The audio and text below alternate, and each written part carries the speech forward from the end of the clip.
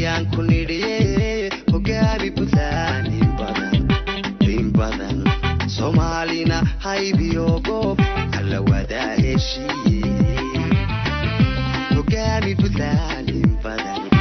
in badan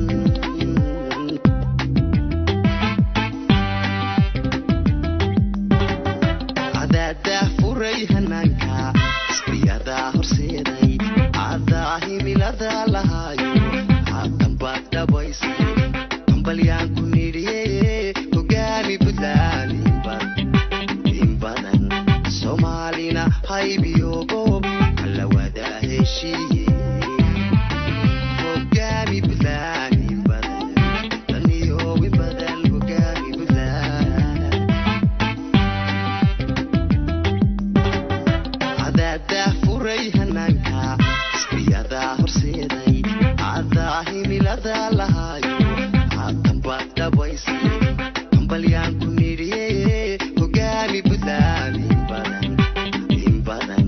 soomaalina haybiyo goob alla wada heshiiye hogaami buntland in badan taniyo in badan hogaami buntland cadaa heelanoo halyeeya taniyo hormuuda cadaa hawlkaroo haldoona taniyo horseeda hambalyaan ku nidhiye hogaami buntland in badan soomaalina haybiyo goob alla wada heshiiye hogaami buntland in badan بسم الله الرحمن الرحيم قدوميها قولها وكيلة بنتلان وزيرة بنتلان قولها وكيلة بنتلان لابد قولة هير فدرال دادك نقلت جوغا مسؤولين تكالي الدولة عقاشة iyo waxgaradka iyo dhalinyarada iyo haweenka iyo dhammaan dadka halka jooga iyo ciidamada iyo saxaafadda dhammaantiin assalaamu calaykum waraxmatullaahi wabarakaatu runtii waxay ii tahay sharaf gaar ah waxay ii tahay xasuus gaar ah waxaan ka mahad celinayaa maamulka degmada iyo waxgaradka degmada iyo dadweynaha degmada soo dhaweyntan ballaaran ee aniga iyo wafdigaygaba loo sameeyey waxay muujinaysaa sida uu guddoomiyaha sheegay wiilkoodii ugu yimid inaan reer waaciya ahay intaas ka markhaati kacaysaa aad baan iniga mahad celinayaa runtii waana ka cudur daaranayaa habdanka iyo dib u dhaca waktiga dheer la joogay marka ugu horeysa waxaan rabaa halka inaan uga tacsiyeeyo cuqaashii shalay ku geeriyootay magaalada boosaaso iyo intii kaleeto oo ay wax ku gaadheen waxaan ilaahay uga baryayaa intii dhibatan inuu naxariista eebasiiyo inta dhaawacantana ilaahay u boogadhayo waxaan sidoo kaleeta halka aada uga cambaaraynayaa falalka noocaasa oo muddadii u dambeysay puntland aan islahayn waa kasii suulayaa ee soo noqday aad baan uga xunnahay waxyaabaha noocaasa inay dhacaan waana ilaahay idankiisa waxaan rajaynaynaa dowladda iyo shacabka wada jira inay arrintaas tallaabo ku habboon sugidda amniga iyo xasiloonida dadkaan ay wax ka qaban doonto waxaan ka codsanayaa dhammaan dadka reer puntland gaar ahaan magaalooyinka waaweyn ama boosaaso in laga wada shaqeeyo sugidda amniga deganaanshaha bulshada waxaan aada iyo aad runtii muddadii u dambeysay dhibaatooyinka magaaladii boosaaso ee hooyada u ahayd puntland kusoo noqnoqday waxaan ilaahay uga baryayaa in ay intaasi u noqoto dhaawac ku filan waxaana rajaynayaa bulshadeedu inay arrintaas inay ka gudubto iyaga iyo dowladooda wada jira ayaan aada u rajaynaya amnigana aan kala sugno intaa markaa intaa uga baxo runtii waxaa sharaf weyn ii ah kulanka maanta oo aan rajaynayo in uu kulamo kaleeto inta aan joognaan ay noo sii hari doonaan waan kala qaadayaayo arrinta guddoomiyaha uu ka hadlay iyo degmadan iyo horumarkeeda waxaan ilaahay idinka ka rajaynayaa si gaara inaan isaga xilqaamo gaar ahaan arrinta ceelka waan ogahay وقت الدو وحن رجينا يا إلى ورفر حد المغرب دونتان وحن رجينا وزيري يماري وكالة ده طبيعي جوجا ما في لا يعدان خلدنا وجي ولا كاي ولا رجوني آخر جوجا أرنتا سبحان الرواينا أهمية سارتان أمر كاسنا فلوسان دي هي اللي جواي حتى وين يدوروا تقطع إن شاء الله.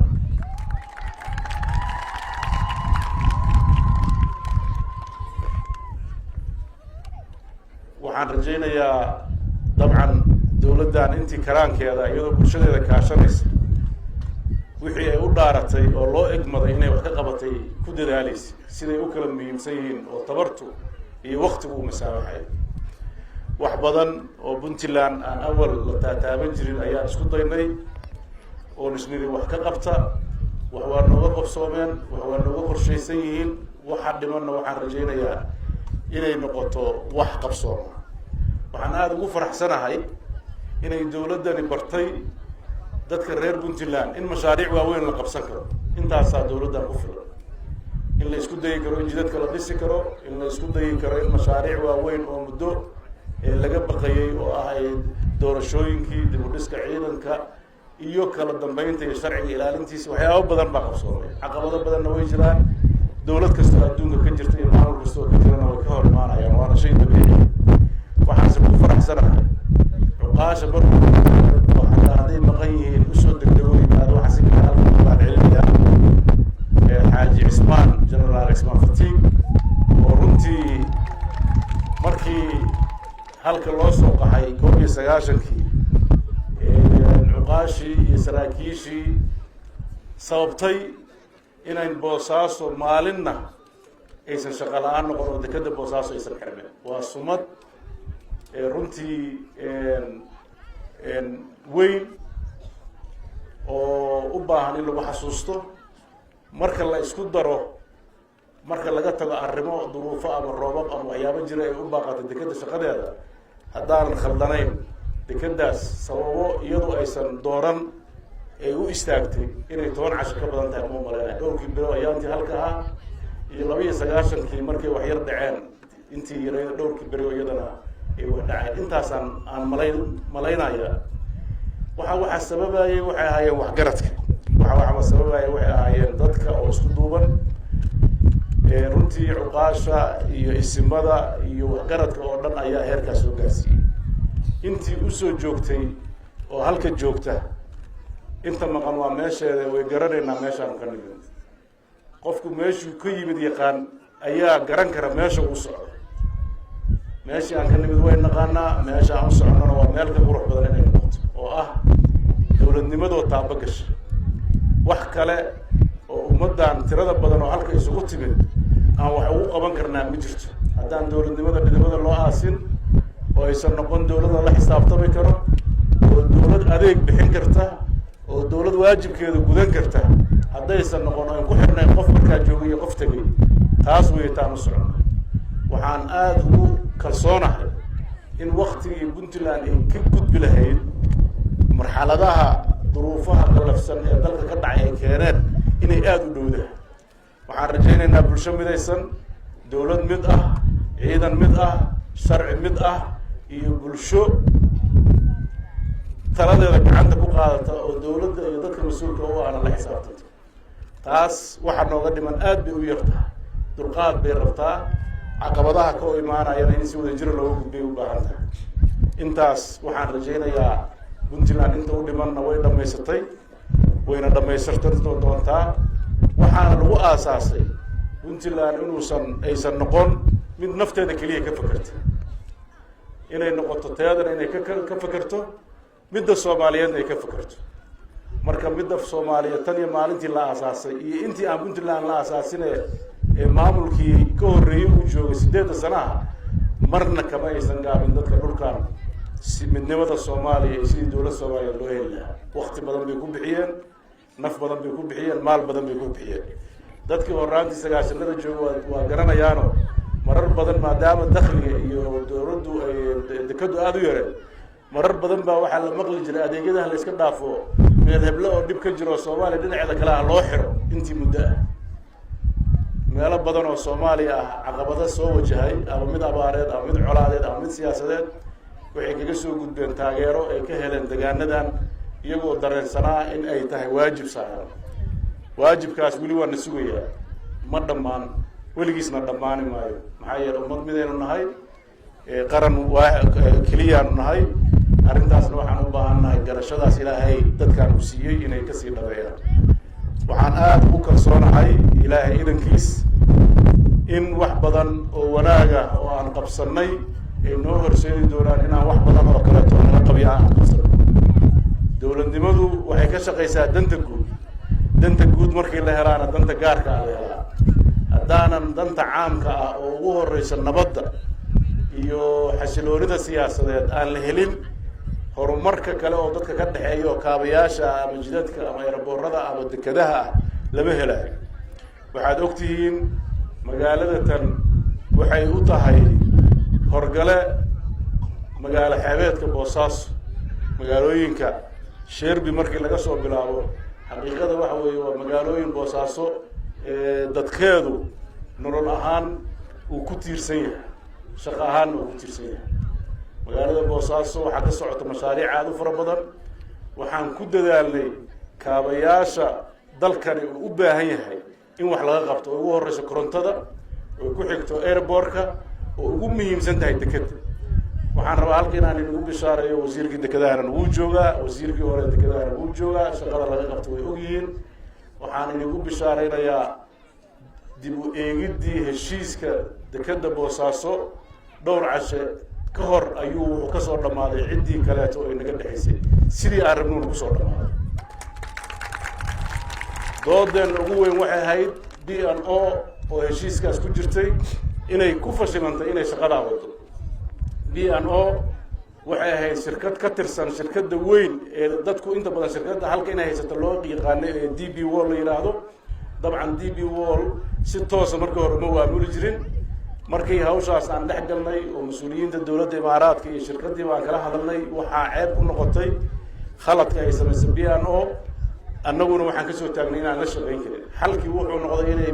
DP World oo tiraado shaqadii aan la wareegaya oo qabanaya si aan inii dhiirigelin inaan waxa qabanayno ay run tahayna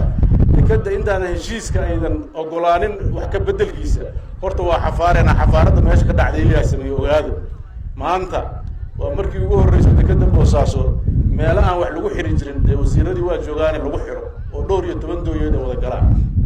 waxaan ku doodnay heshiiskii hore waxyaabaha qabyaha ka waxa weeye dawladda Puntland concession ay ku bixisay wax ay kala ahayd company-gaas ma jirin company-ga hadda abuurmay waxaa wadana DP World iyo dawladda Puntland waxay leedahay share 25% hadda awal xoomaysan lahayd taasi waxay sahlaysaa guddiga maamulaya ee board of director-ka la yiraahdo inay Puntland wax ku yeelato oo talada wax ku yeelato oo wax kastoo laga bedelayo wax ku yeelato intaas oo doodeeda muddo socotay dadku waa degdegayeen aniguna runtii mas'uuliyadda aan hor ilaahay u qaadnay waxaan rabnay wax muuqda inay noqoto wasiir Majina waqtigeeda ka sheekayn doona ugu dambeyn mawaaqifta aan istaagnay ilaahay waa nagu guuleeyay deked shirkadda maamuli doonta aysan noqonayn DP World ee shirkad u dhaxaysa DP World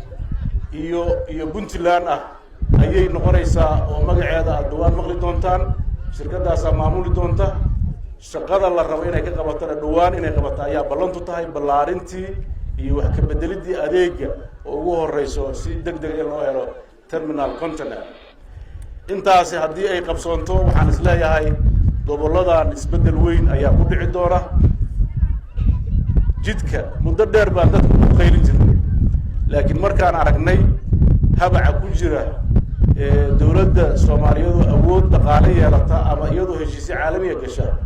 waxaan goosanay inaan isku tashano dawladda Soomaaliyeed waa mid shalay arkayseen wasiirkuna uu lahaa heshiis baan galay madaxweynuhuna uu lahaa ma geli karo horta dawladda asugaysa xaqiiqda marka loo hadlo dawladdaas waxay u baahan tahay isbedel aan anagu qayb ka ahaano oo ka qayb qaadano dawlad aanan hay-adaheedii dastuuriga ahaa hadda ay laalan yihiin oo kuwii aqalkiisana waaba soo wada baxay aqalkii hoosena boqolkiiba 60 wax ku dhow waa soo baxa heshiis aan lagala tashan golayaasheeda dadka u matalaya iyo isteediyada oon war laga hay in la galo oo weliba masiiri ah runtii khatar weyn leedahay intaas waxa aan mar walba ka digaynana intaas waxa mar walba aan ka digayna waxa weeye war talada dalka tala la cararayay noqotay tala loo midaysan yahay noqoto oo loo dhayahay marka reer Puntland waxa oran lahaa intaan hadli karnay oo lahayn waxa khaldan waa la soo dhaafay war haday wax qaldayn gacanteena oo la tagno kuwi wax sixilaa noqon saas oran lahaa dilay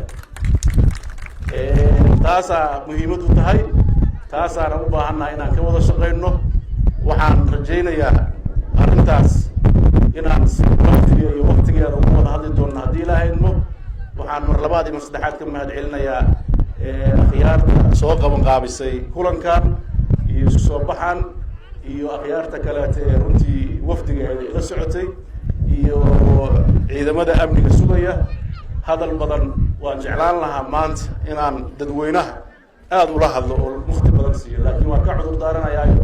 waqti kulul weeye intaas aan ku soo gabagabeeynaya wassalaamu calaykum waraxmatullaahi wabarakaatuh